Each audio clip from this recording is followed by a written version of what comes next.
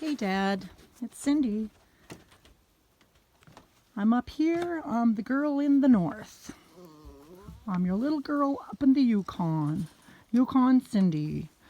And I know you can hear me, and I just want you to know how much I think about you and how much I think about all the things that we did when we were growing up and all the great outdoor stuff we did that made me love.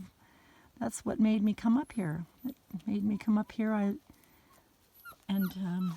Right now I'm outside with my puppies, and I know you always remember how I was scared of dogs, and I know you can't see these guys, but I have 6 puppies now. They're our last litter because I'm getting kind of older.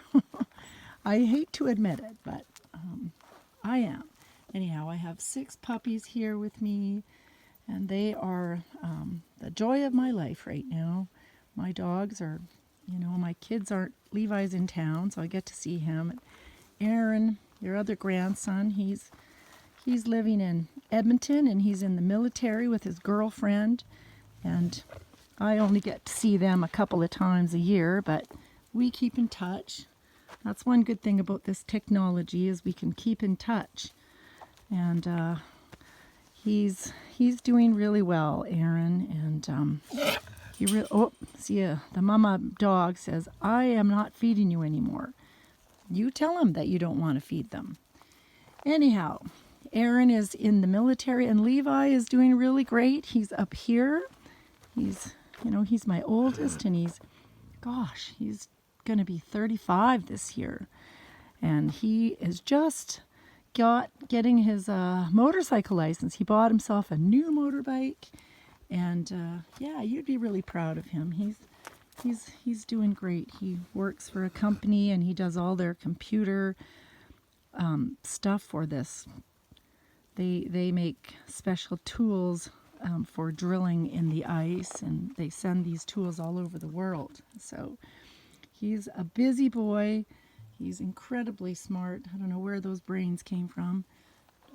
Well, of course, he got his good looks from me, but his brains maybe came from, and you, of course, the good looks came from you, because, your kids are all gorgeous.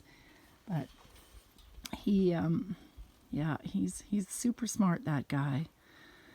Yeah, so I'm just hanging out today, and I'm thinking of you, and I'm working in the garden, and it's still summer up here. It's supposed to be fall, and I have plants now that are starting to bloom again because they're a bit confused. Yeah, I'm just looking over here at some plants, and they're starting to flower again.